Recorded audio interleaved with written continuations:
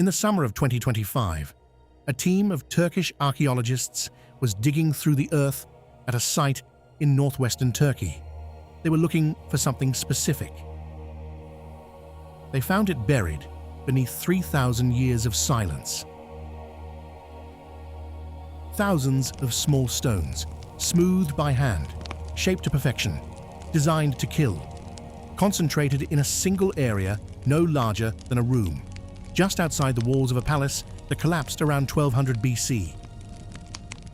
Next to the stones, arrowheads driven into ash, buildings that burned so fast the inhabitants never had time to leave, and human bones buried in such a hurry that no one stopped to perform the proper rites. This is Troy, and for the first time in 3,000 years, the ground is telling us what Homer always claimed.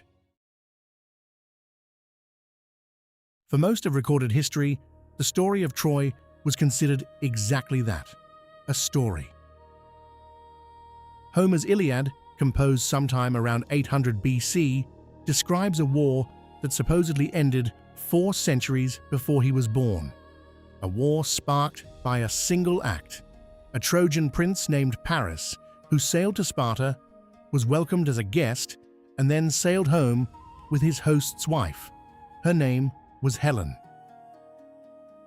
According to Homer, this act launched 1,000 ships across the Aegean. A 10-year siege, the greatest heroes of the ancient Greek world assembled at the gates of a city that refused to fall.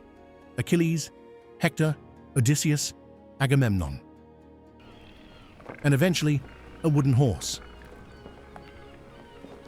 The ancient Greeks believed every word of it. To them, the Trojan War was not mythology, it was history. It was the defining event of their civilization's past, the moment when the Greek world came together as one. They dated it. They argued over the exact year. They built temples in honor of the heroes. But Homer himself is an enigma. We do not know if he was one person or many. We do not know if he was blind, as tradition claims, or if that detail was simply attached to him later, a convenient image for a poet who saw the past with an inner eye. What we do know is this: he composed his poems 400 years after the war he described. 4 centuries of oral tradition, singers chanting to other singers, words passed from memory to memory across generations that had no writing. 400 years is a long time for a memory to survive intact. Long enough, many scholars argued, for history to become legend, for a real conflict, if there was one, to grow into something unrecognizable, to accumulate gods and heroes and wooden horses that were never there. By the 19th century, the consensus was clear. Troy was myth. The Iliad was poetry. Magnificent poetry, but poetry nonetheless. There was no war, there was no city. And then a German businessman with a dream decided to prove everyone wrong. Heinrich Schliemann was not an archaeologist. He was a self-made millionaire who had memorized Homer as a child and never stopped believing that the Iliad was true. In 1870, at a hill called Hisarlik in northwestern Turkey, precisely where ancient sources place Troy, he began to dig. What he found astonished the world. Not one city, 9. Beneath that hill, layer upon layer of settlements, each built on the ruins of the last. Civilizations stacked like pages in a book, going back 5,000 years. Schliemann, in his excitement, dug too fast. He ripped through the layers he was looking for in search of Homeric gold. He made mistakes that archaeologists still mourn. But he proved one thing that could never be undisputed again. Troy was real. Subsequent excavators were more careful. In the 1930s, the American archaeologist Blegen mapped the layers with precision, naming them Troy 1 through Troy 9. It was Blegen who first identified the critical layer, Troy 7a. A city burned around 1180 BC, a destruction layer nearly 5 feet deep in some places, charred timbers, arrowheads embedded in walls, human bones scattered without ceremony. The date matched, the evidence matched, but was it enough? For decades, the debate continued. The physical evidence showed a city destroyed around the right time. But archaeology cannot name the destroyers. It cannot tell us whether the attackers were Greeks, raiders, or simply earthquake and misfortune. For some scholars, that was enough to call the question closed. For others, the absence of a name meant the question was still open. Then, in the 1990s, something unexpected arrived from a completely different direction. Not from a spade in the ground, but from clay tablets in a language most people had never heard of. The Hittite Empire ruled most of Anatolia, modern Turkey, from roughly 1600 to 1180 BC. They were contemporaries of Ramesses II of Egypt. They fought him at Kadesh, signed one of the world's first peace treaties with him. They wrote everything down. In their archives at Hattusa, researchers found thousands of clay tablets, trade records, diplomatic letters, legal agreements between kings, and among them, references to a place called Wilusa. Wilusa, a city on the northwestern coast of Anatolia, a city ruled by a local king, a city that the Hittites considered a strategic prize, close enough to the Aegean Sea to matter, important enough to negotiate over. The scholars who could read Hittite cuneiform noticed something remarkable. In very ancient Greek, the Greek of Homer's time, not classical Greek, there was a sound that later disappeared, a W sound. The Greeks called their city Ilios, but in the older form, Wilios, Wilios, Wilusa. They were the same word. There is a Hittite treaty, the Treaty of Alaksandu, signed between a Hittite king named Mutawali II and a king of Wilusa, whose name was recorded as Alaksandu. In the Iliad, Paris of Troy has a second name, Alexandros, Alaksandu, Alexandros. This is not proof. Ancient names echo across cultures in ways that may be coincidence, but the accumulation of evidence was becoming difficult to dismiss. There is a letter from a Hittite king, believed to be Hattusili III, writing around 1250 BC to the king of a powerful western kingdom called Archaeology. The Archaeology, most scholars now agree, were the Mycenaean Greeks. The letter discusses disputes over Wilusa. There are references to a figure called Piyamaradu, a rogue warlord operating across western Anatolia, raiding, causing chaos, and drawing Mycenaean involvement deeper into the region. The picture that emerges from these tablets is not a 10-year siege launched over a beautiful woman. It is something more complicated and more believable. Decades of conflict, trade rivalry, territorial disputes, and military pressure between the Mycenaean world and the kingdoms of Western Anatolia, including a city called Wilusa, a city on a hill, looking out over the sea. Manfred Korfmann, who excavated Troy from 1988 until his death in 2005, said near the end of his career that the evidence had convinced him. The destruction layer was such a compelling candidate for the Trojan War that the burden of proof, he felt, had shifted. It was no longer for believers to prove it happened. It was for skeptics to prove it didn't. But even with all of this, the burned city, the tablets, the matching dates, there was one question that no one could fully answer. Where was the physical evidence of a battle?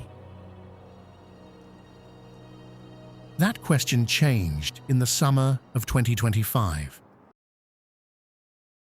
The excavation season of 2025 at Troy was led by Professor Rüstem Aslan of Çanakkale Onsekiz Mart University. His team was focused on a specific area, the space between the palace, the city walls, and the agora, the marketplace, of Troy, Phase 6, the Great Bronze Age city. They were looking for the destruction layer, the moment of violence. What they found in that small area, concentrated in a space no larger than a single room, were thousands of small rounded stones, river rock, clay, each one smoothed and shaped by human hands. These were sling stones. In the Bronze Age, the sling was not a child's toy. In trained hands, a sling stone could reach velocities of over 100 kilometers per hour. It could crack a skull through a bronze helmet. At close range, it was as lethal as an arrow, and far cheaper to produce in quantity. Armies carried them by the thousands. The concentration Aslan's team found was not scattered. It was dense, localized, all of it in front of what would have been the main approach to the palace. This concentration of sling stones in such a small area suggests intense fighting, either a desperate defense or a full-scale assault.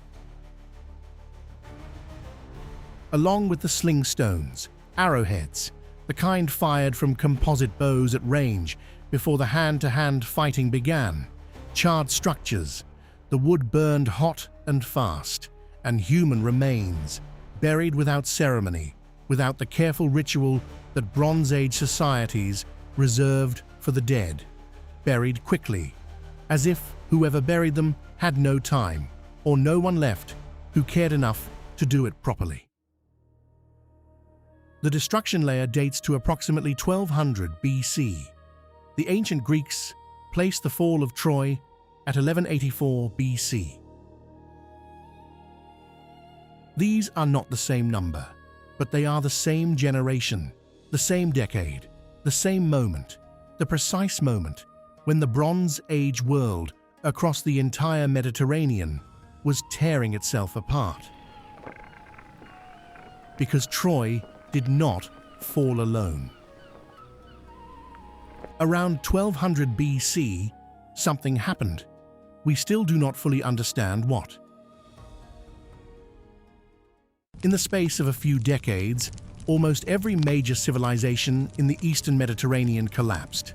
The Mycenaean kingdoms of Greece, Mycenae, Tiryns, Pylos, burned and were abandoned. Their palace economies, their linear B writing, their administrative systems, gone. The Hittite Empire, which had matched Egypt as a superpower for centuries, disappeared. Their capital Hattusa was destroyed and never rebuilt.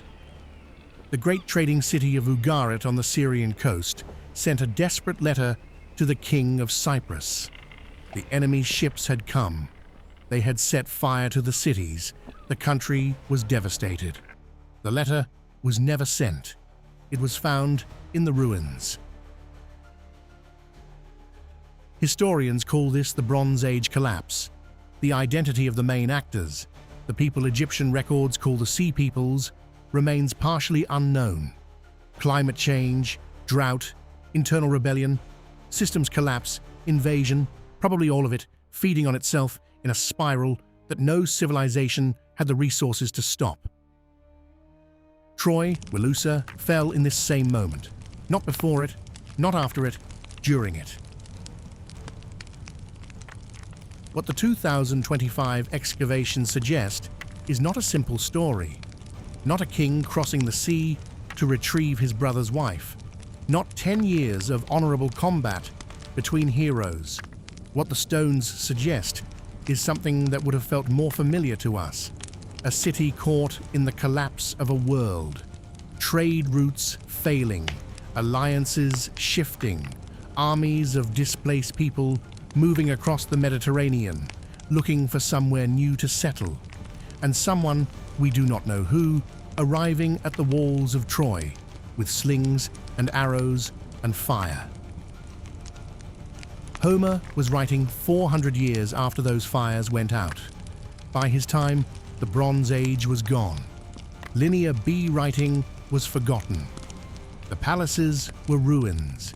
The names of the kings had become legends, and in the oral tradition that survived, the stories passed from singer to singer across those 4 centuries of darkness. There was a memory, a great war, a city on a hill, a generation of heroes lost. Perhaps Homer never intended to write history. Perhaps he intended to preserve a memory, imperfectly, transformed by time, enlarged by grief and pride, of something his civilization had once been and could no longer reach. But the stones in the ground don't care about Homer's intentions. The stones were there before Homer was born, and in 2025, we finally held them in our hands. Does any of this prove that the Trojan War happened exactly as Homer described it? No. There was no wooden horse. We know that. The walls were not breached by a clever stratagem dreamed up by Odysseus. Or if they were, we have no evidence of it. There was almost certainly no single cause, no Paris and Helen, no single Greek fleet assembled under a single king for a single purpose. But here is what we now have. A city at Hisarlik, northwestern Turkey, that was one of the most strategically positioned sites in the Bronze Age world, controlling the entrance to the Black Sea, sitting at the crossroads of Aegean and Anatolian trade routes. A city mentioned in Hittite documents under a name that matches its Greek name. A city whose king bears a name that echoes in Homer's verses. A city that shows, in its archaeological layers, massive fortifications, a large lower town, estimated at 200,000 square meters. Not a small raided village, but a genuine regional power. A city destroyed around 1200 BC in its destruction layer. Burned buildings, arrowheads in the ash, hastily buried dead. And now, in 2025, concentrated outside the palace walls, thousands of Sling Stones, the physical fingerprint of a battle. Homer was not a journalist. He was a poet, or a tradition of poets, working with fragments of a lost world, trying to give it shape. But for the first time, the shape he gave it and the shape in the ground are beginning to align. The archaeologist Korfmann said it best. By the end of his career, he felt the question had turned around. It was no longer for believers to prove Troy was real. It was for skeptics to explain why the evidence kept pointing to the same hill, the same date, the same destruction. 3,000 years ago, someone stood outside these walls and loaded a stone into a sling. They pulled back, they released, and somewhere in the rubble of Troy, that stone hit something. We don't know who held the sling. We don't know whose side they were on, but we know the stone was real, and that changes everything. The Trojan War may never be proven to the satisfaction of every scholar. That is the nature of the ancient world. It speaks to us in fragments, in whispers, in stones that have no names attached to them. But the next time you read the Iliad, or the next time someone tells you that Homer was just telling stories, remember what they found beneath that hill in Turkey. Thousands of Sling Stones, shaped by hand, polished for war, waiting 3,000 years to be found. If this episode made you see the ancient world differently, if you found yourself wondering what else might be buried beneath a hill we haven't dug yet, then subscribe, because there are more vanished worlds waiting to be found, and some of them have been there all along.